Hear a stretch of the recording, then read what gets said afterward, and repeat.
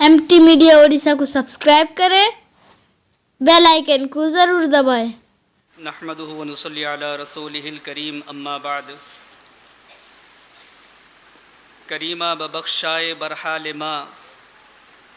हालांकि हम अक्सर उलमा की आदत है कि जब भी कहीं तकरीर करते हैं, बयानात करते हैं, तो उससे हम्द के बाद उर्दू के अशार पढ़ते हैं। बहुत कम ही उलमा हैं जो अरबी के अशार पढ़ते हैं, लेकिन यहाँ मैंने फ़ारसी के अशार इसलिए पढ़ा हुआ है।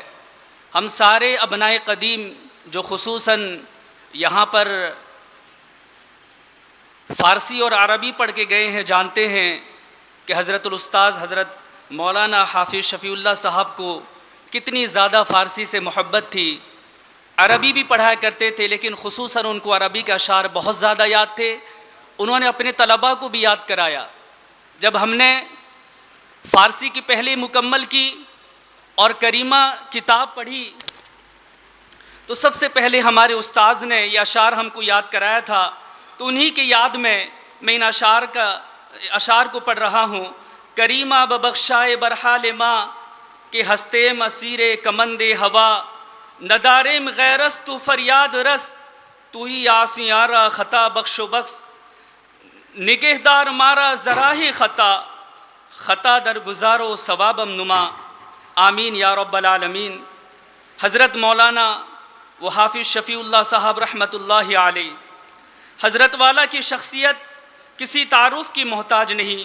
सरज़मीन ओडिशा के मशहूर व मारूफ़ हाफिज़ कुरान और आलिम दीन गुज़रे हैं। खुसूसन सरज़मीन शकरपुर और अतराफ़ के हर गोशा में हज़रत वाला का नाम और हज़रत वाला की पहचान, हज़रत वाला की खिदमात, हज़रत वाला की क़ुरबानियाँ मौजूद व महफूज हैं। जैसा कि सभी को मालूम है कि हज़रत वाला ने बहुत ही कम उम्र में हिफ्ज़ कुरान मुकम्मल किया और कई सालों तक तरावी सुनाया। और कुरान करीम इस तरह याद था कि बात बात पर कुरान करीम और उनकी आयत को पढ़ा करते थे। अगर कोई मसला पूछा जाता तो कुरान करीम की आयत से इस्तिदलाल किया करते थे। हज़रत वाला आलिम बाकमाल थे। खुसूसन अरबी और फ़ारसी में ख़ास महारत रखते थे। जहाँ तक महारत फ़ारसी की बात है, हज़रत वाला फ़ारसी की बड़ी किताबें पढ़ाया करते थे, बड़ी किताबें पढ़ाया करते थे। हज़रत वाला को फ़ारसी के कई हज़ार अशार ज़बानी याद थे। सिर्फ ये नहीं कि ख़ुद याद था, बल्कि अपने तलामिज़ा को याद कराते भी थे। हाफिज़ साहब के शायद ही कोई ऐसे शागिर्द हों जिनको 100 या 200 से कम अशार याद हों। दोस्तों, मैं नियाली सरज़मीन नियाली से ताल्लुक़ रखता हूँ। जहाँ तक मुझे याद है कि मैंने जब हिफ्ज़ कुरान मुकम्मल किया, हज़रत मौलाना फ़खरुल हसन साहब की सरपरस्ती में, अल्लाह मेरे उस्ताद को उम्र को लंबी करे, उम्र दराज फ़रमाए, उनको सेहत व आफ़ियत अता फ़रमाए। जब हिफ्ज़ कुरान मुकम्मल हुआ, मेरे मुशफ़िक़ उस्ताद हज़रत मौलाना ज़िल्लुर रहमान साहब ने, मेरे भाई लगते हैं, हमारे नियाली में कई साल उन्होंने अपना बचपन गुजारा है। उनका नियाली से दिली ताल्लुक़ है। उसी निस्बत से मुझसे भी दिली ताल्लुक़ था। वो रिश्ते में एक हिसाब से भाई भी लगते हैं। उनकी अहलिया भी मेरी बहन लगती हैं। उन्होंने बड़ी मोहब्बत से मुझे अपने मदरसे में लाया। मुझे जहाँ तक याद है, हज़रत मौलाना कफ़ीलुर रहमान साहब ने मुझे हाथ पकड़ कर लाकर अपने दोस्तों के हवाले किया और कहा कि ये नियाली से आया हुआ है, यहाँ के लोगों से उसकी कोई पहचान नहीं है, कोई शनासाई नहीं है, लिहाजा ये तुम्हारे हवाले है। इसी बड़ी मोहब्बत से पेश आना, इसको अपने साथ अपना दोस्त बना कर रखना। मुझे बड़ा डर था कि मैंने हाफिज़ शफ़ीउल्लाह साहब का नाम बहुत सुना है, ना जाने कैसे होंगे, मारने वाले, डराने वाले होंगे या मोहब्बत करने वाले होंगे, मुझे कुछ मालूम नहीं था। सबक का पहला दिन मैं वहाँ उनके सामने बैठ गया। मेरे हाथ कांप रहे थे, मेरा पैर कांप रहा था, मेरा पूरा जिस्म का एक एक आज़ा कांप रहा था कि ना जाने आज किस तरह पेश आएंगे। लेकिन हज़रत वाला ने तसल्ली देने के, ना जाने शायद उनके दिल में ये बात उन्हें एहसास हुआ। उन्होंने जो सबसे पहला जुमला कहा, ये कहा, चूँकि मेरे साथ जो मेरे साथी थे उनमें कई अलग अलग ख़ानदान से ताल्लुक़ रखने वाले, कोई सादात ख़ानदान से थे तो कोई शेखों में से थे, तो कोई दूसरे ख़ानदान से ताल्लुक़ रखते थे, कोई काले थे तो कोई गोरे थे, کوئی امیر خاندان کے تھے تو کوئی غریب خاندان کے تھے۔ حضرت والا نے مجھے تسلی دینے کے لیے ایک لفظ استعمال کیا، میرا نام تو نہیں لیا، لیکن ان کے زبان سے جو سب سے پہلا جملہ نکلا تھا وہ یہ تھا کہ میرے سامنے نہ کوئی بڑی خاندان والا، نہ کوئی چھوٹی خاندان والا، نہ میرے نزدیک کوئی کالا ہے، نہ کوئی گورا ہے، جو سب سے اچھا پڑھے وہی میرا سب سے پیارا ہے۔ ہمارے دوستوں سے پوچھیے، انہیں یاد ہوگا، انہوں نے کہا نہ میرے نزدیک کوئی کالا ہے، نہ کوئی گورا ہے، نہ کوئی امیر ہے، نہ غریب ہے، جو سب سے اچھا پڑھے وہی میرا پیارا ہے۔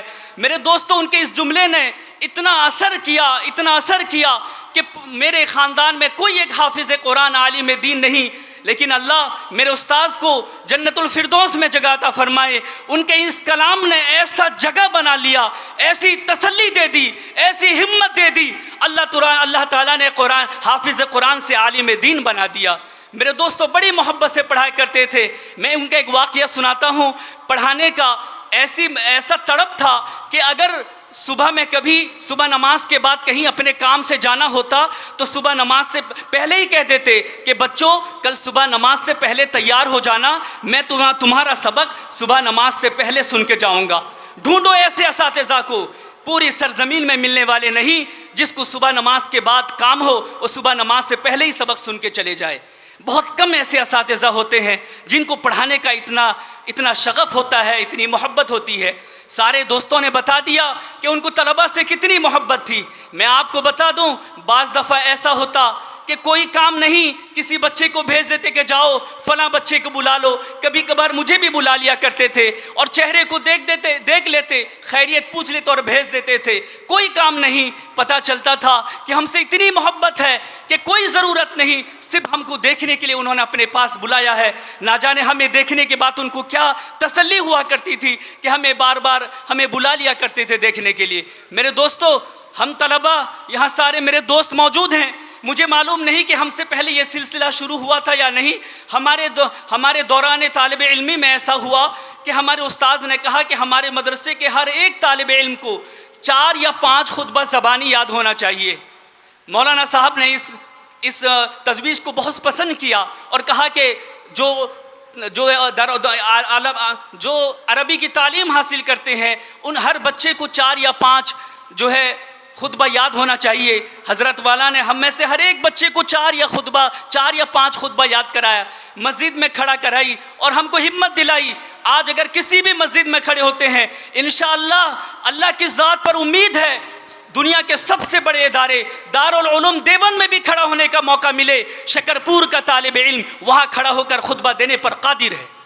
میرے دوستو، حضرت والا کی محبت تھی، ان کی محنت تھی کہ اس مدرسے کے عربی پڑھنے والا ہر ایک طالب علم کو 4 یا 5 خطبہ یاد تھا۔